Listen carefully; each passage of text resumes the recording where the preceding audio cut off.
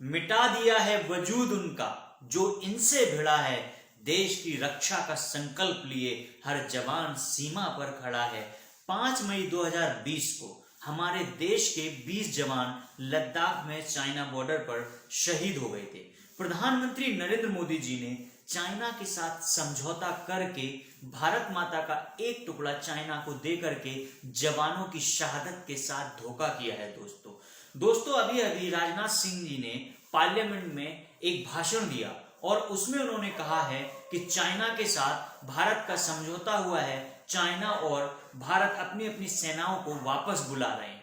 पहला तो सवाल ये उठता है कि हमारे देश के प्रधानमंत्री जी ने कहा था कि न तो कोई हमारी सीमा में आया है न तो कोई गया है। जब कोई आया ही नहीं था तो वापस कौन जा रहा। अब बात करते हैं समझौते की। समझौता क्या हुआ है दोस्तों?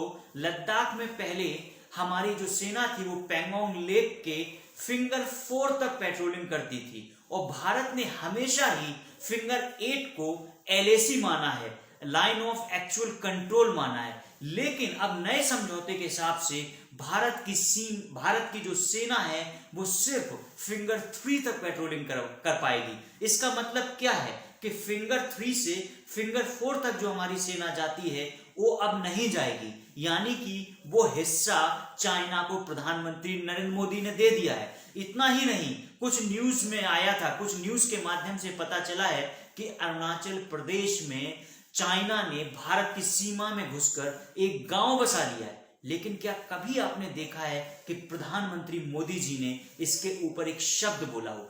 क्या देश के प्रधानमंत्री जी को देश की सुरक्षा को लेकर के, राष्ट्रीय सुरक्षा को लेकर के भारत की जनता के सामने क्लैरिफिकेशन देना चाहिए चाइना इशू पे कि नहीं देना चाहिए? मैं आपसे पूछना चाहता हूं, क्या डर के, क्या चाइना के सामने झुककर हमारे देश की जमीन को चाइना को दे देना चाहिए? जय हिंद,